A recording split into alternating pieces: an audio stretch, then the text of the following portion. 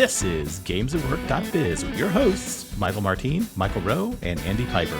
This is your weekly podcast about gamification, gaming technology, and play. The thoughts and opinions expressed on this podcast are those of the hosts and guests alone, not of any organization which we have been, are, or will be affiliated.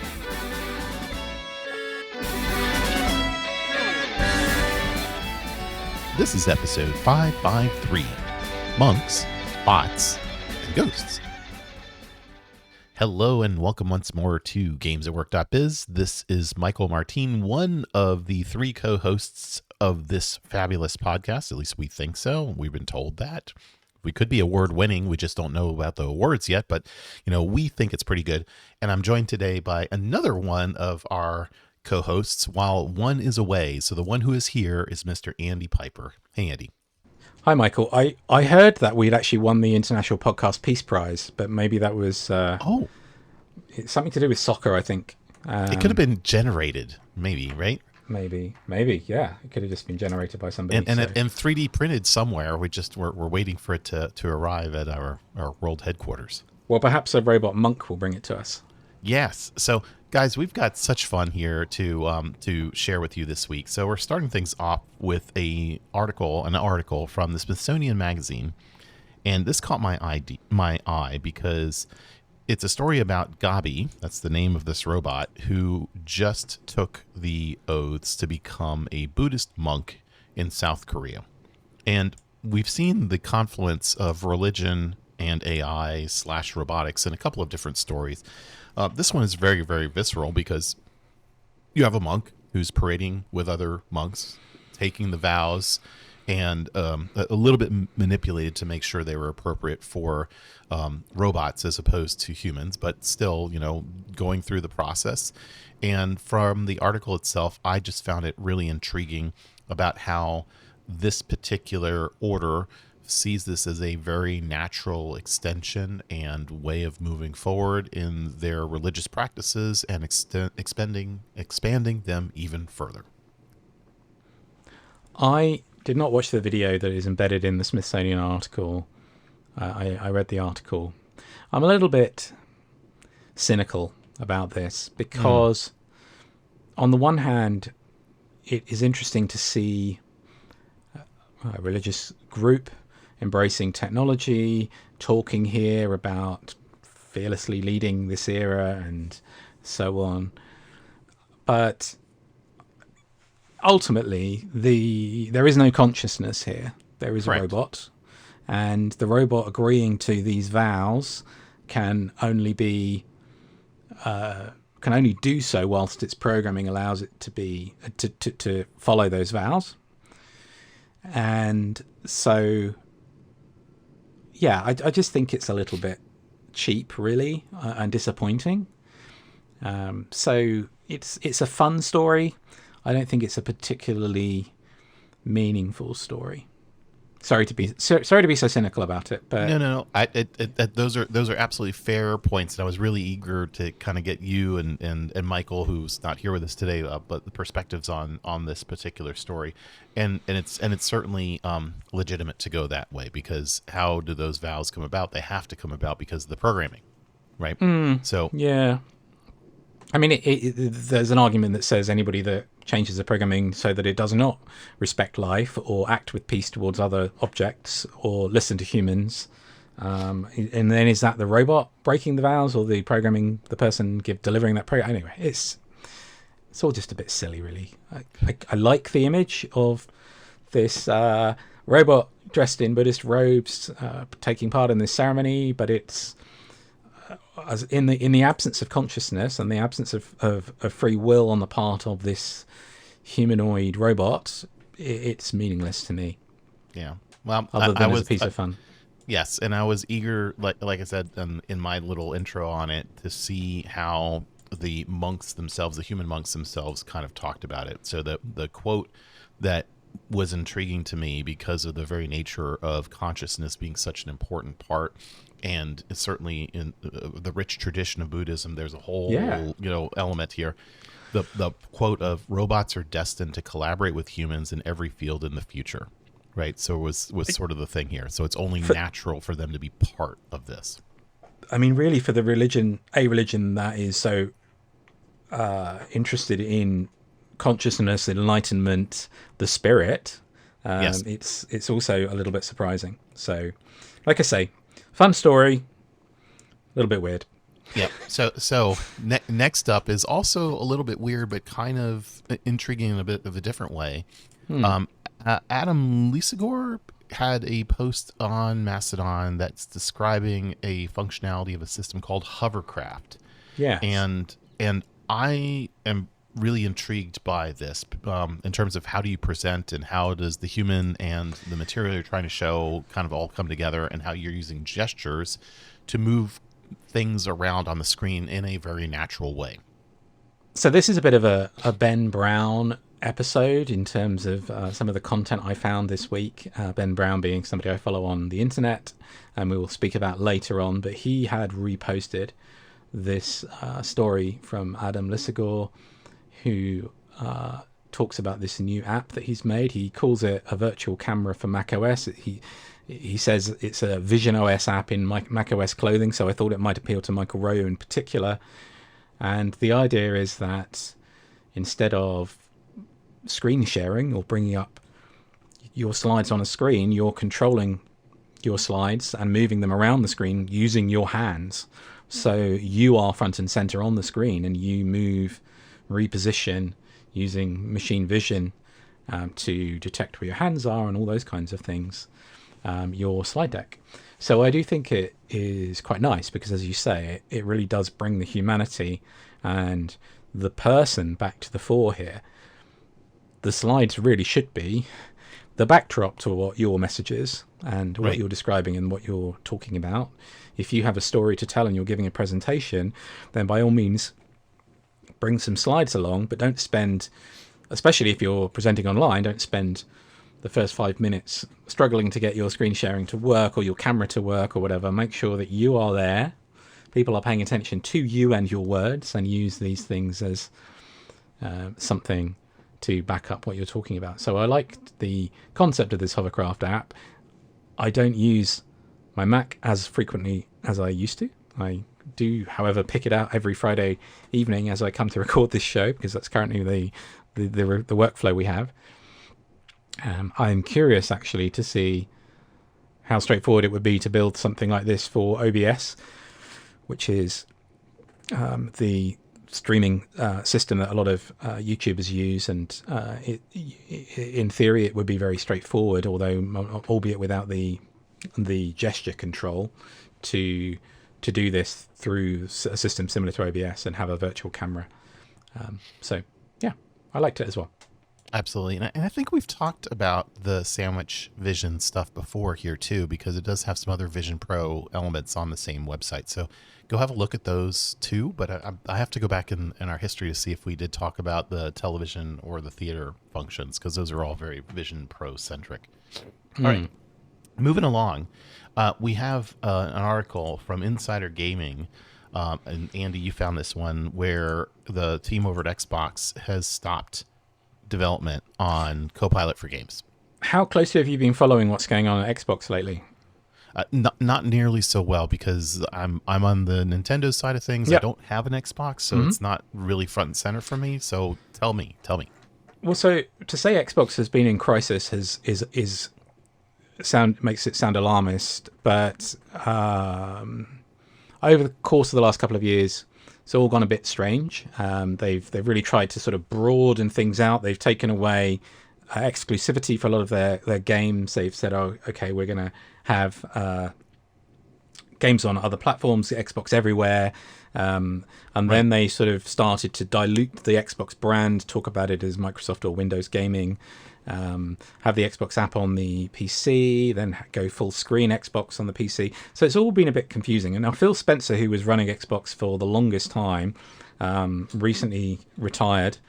And the person who took over from him was previously at the Copilot/AI division at Microsoft. So everybody expected this new person, whose name is slipping from my mind, and it's almost certainly in the Xbox, no longer developing Copilot for console story here.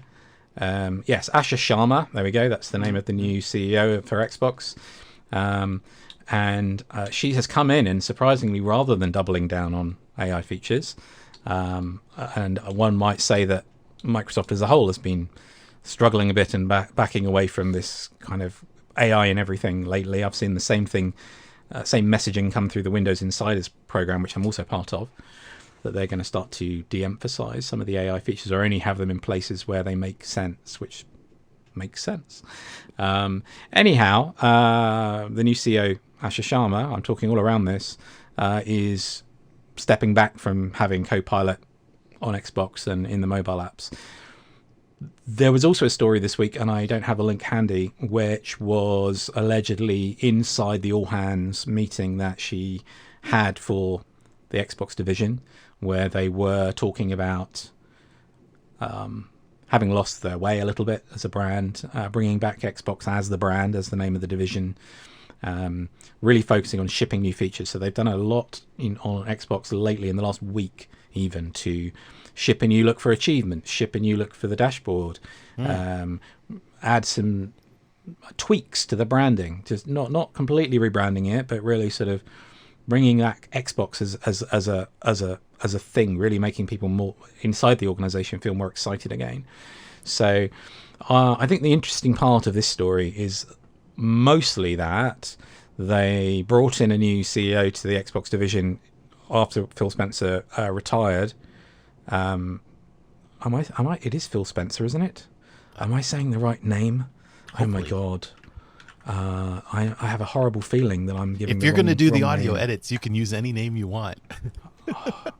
It is Phil Spencer. Yes. Phew. Woo! I suddenly had visions that I was getting the name completely wrong. But having stepped back and Asher Sharma come in as CEO from an AI division, and in fact, as I look at Google, the Google summary here, Xbox under Sharma, Xbox is heavily integrating AI.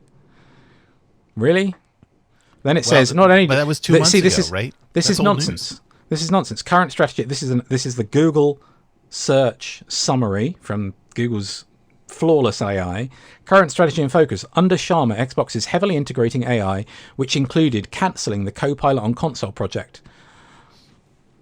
That's disaggregating AI now, wouldn't it? Anyway, so yeah, so there's some stuff going on over there, which you may have missed. On the other side of the gaming spectrum, the complete other end from the AAA, quadruple A games on your high-end gaming rigs. Yes. You and I both have a play date.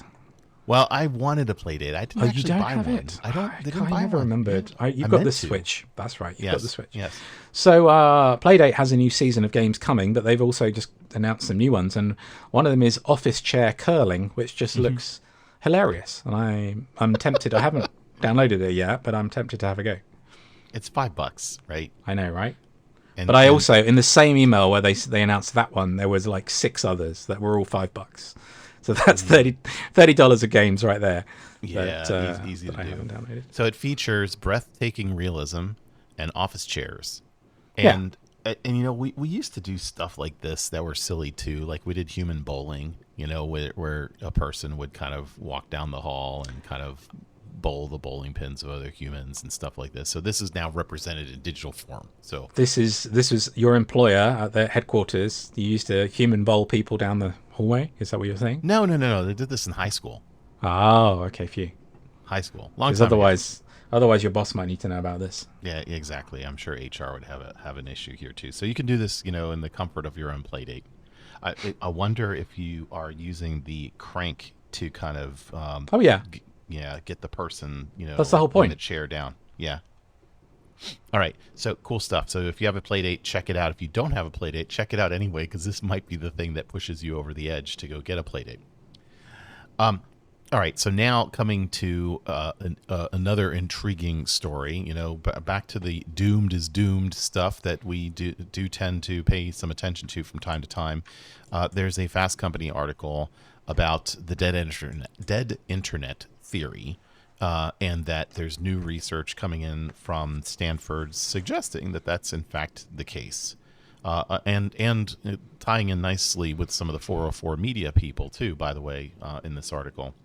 because we like them as well.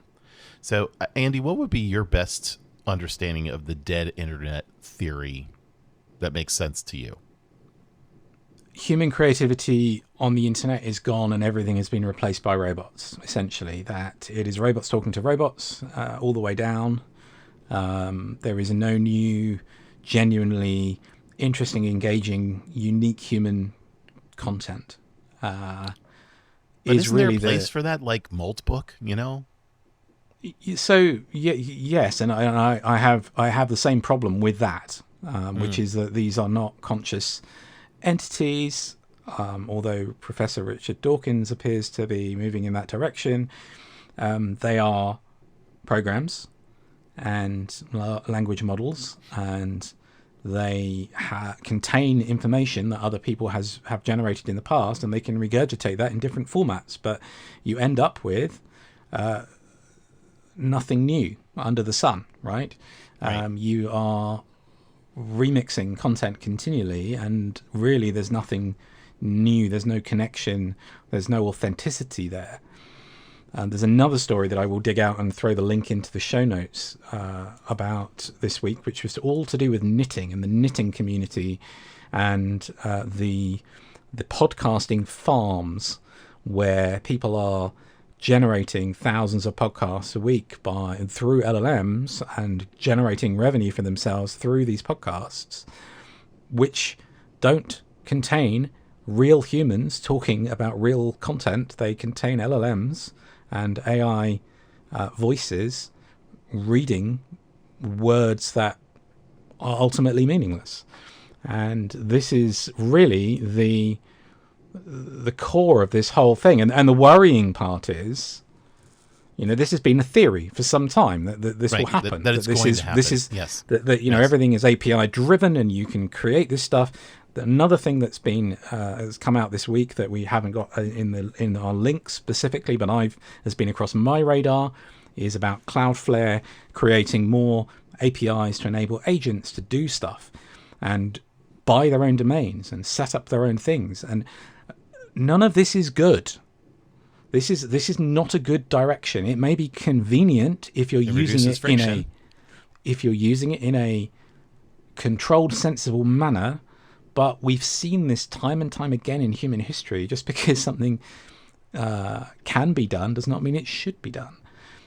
It does not mean that there will be good outcomes. The outcomes rely on people's self-restraint, their sense of citizenship, ethics, absolutely, all of these things. And at scale, we fail at these things. We do well at them individually on a small stage, but then once we aggregate scales, we are typically terrible at them. And the worrying part of this story is specifically the research showing that this is coming true. Yeah, speaking of Cloudflare, there's a point in here that suggests, well, it doesn't suggest, it's Cloudflare's findings that a third of all internet traffic over the last year came from bots, right? So they're able, I'll need to dig into it a little bit just to see exactly how you can tell. I mean, we've all had those prove you're human, CAPTCHA kind of things, pick the picture that has a bicycle or a motorcycle in it.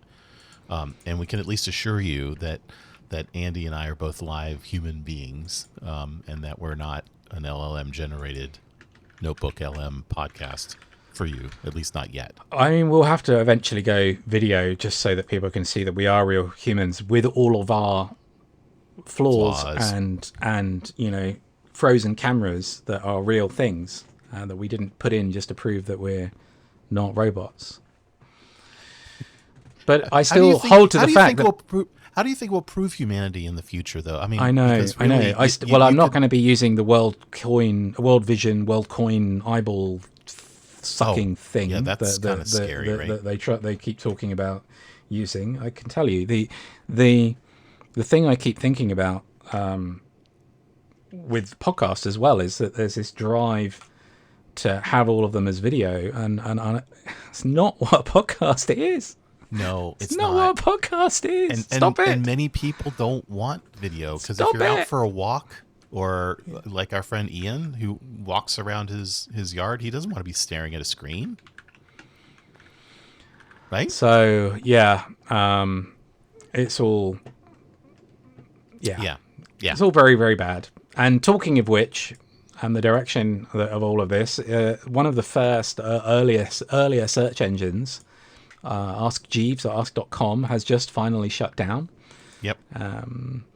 And again, I think a lot of this, I find search engines today terrible.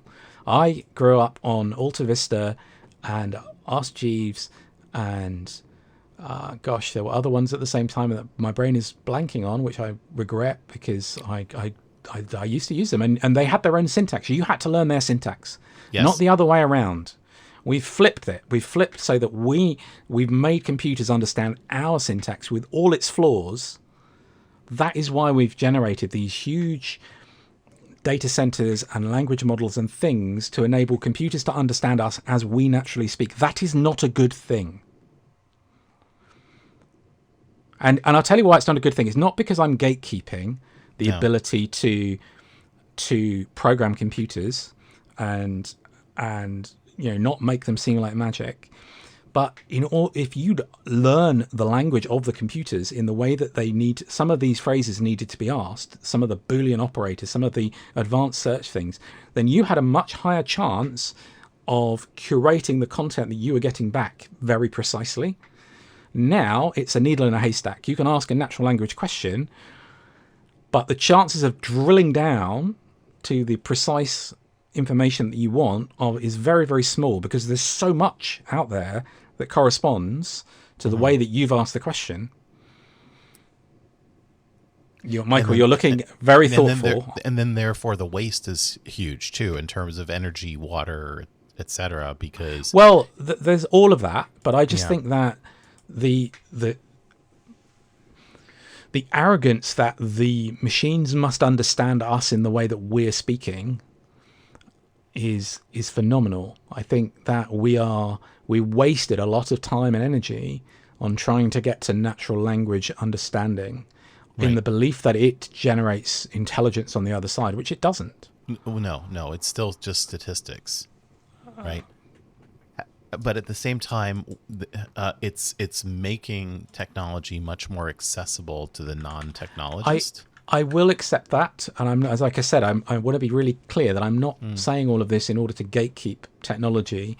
I'm saying it as a way of explaining why it was good that we needed to learn how to do this stuff, because it meant that we could do it with intent. Now we can do it without any intent at all. We can just blather, and as a result, we get to the dead internet theory because we're telling robots to go make websites for us and go do all of this stuff for us, and they'll all talk to one another and generate junk, which makes it harder to find that verified information we want in the first place. Yes. I know it's a very circular argument, but it is actually, I think, really important.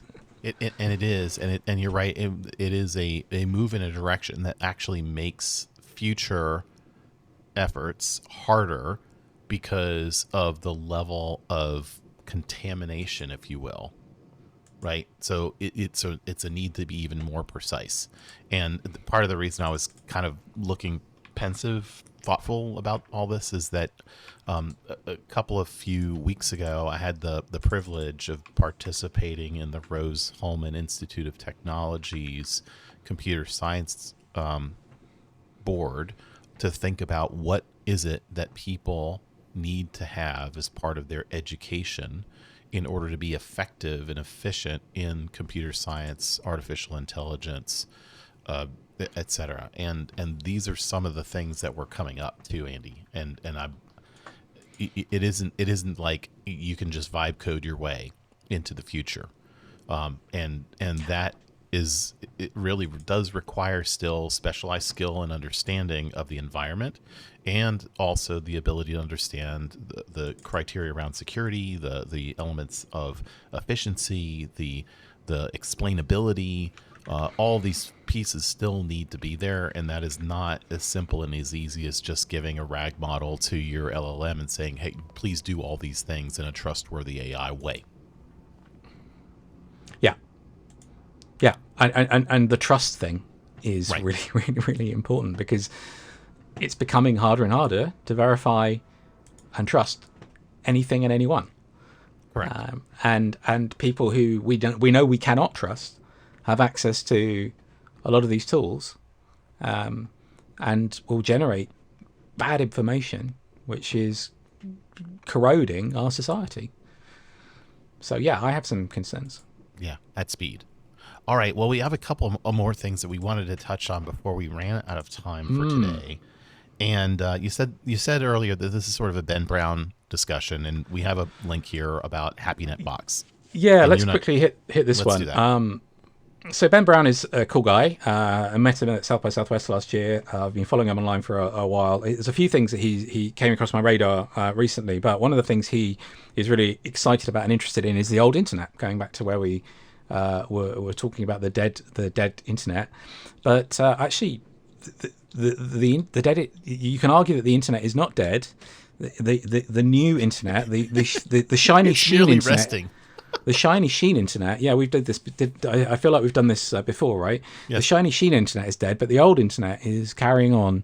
And one of the things that Ben has done is he's a fan of the finger protocol. Now, the finger protocol was something that was on the original Unix systems, where you had multi-user Unix systems, multiple users on a single host, and you could have a .plan file that you could put a little status update in. And the finger protocol meant that you could say finger Michael at my big Unix box, and it would go read your plan file and tell me what you'd last written in your plan.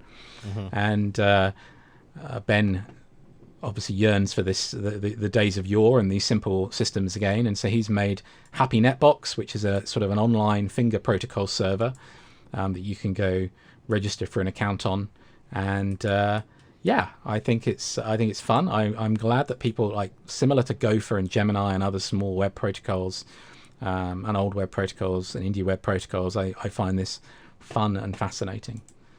But the other thing we wanted to hit on this episode, and I'm going to give you the mic in a second, we missed talking about it last week. So there's a couple of links we're going to have in the show notes that folks can come look at about Artemis and photos.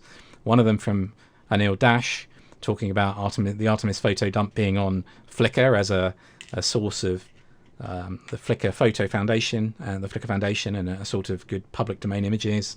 There's also animated Artemis II photos showing the satellites buzzing around the Earth on another link. But we wanted to briefly hit on the fact that minifigs.me has got the Artemis crew as a little set, and you actually exchanged emails with them this week. I did, and Andy, you're the one who introduced me to these fine folks some years ago, and I've bought from them some of the Doctor Who related Yes. minifigs as well for my daughter, who's a big fan, and I was delighted to see that they had the Artemis II crew. So I'm donating today the Artemis II space launch system build that I made from the Lego Techniques kit about a week and change ago, and it's going to go into a trophy case that is right near Christina Koch's bust, and it's one of the very famous graduates of the University of NCSSM.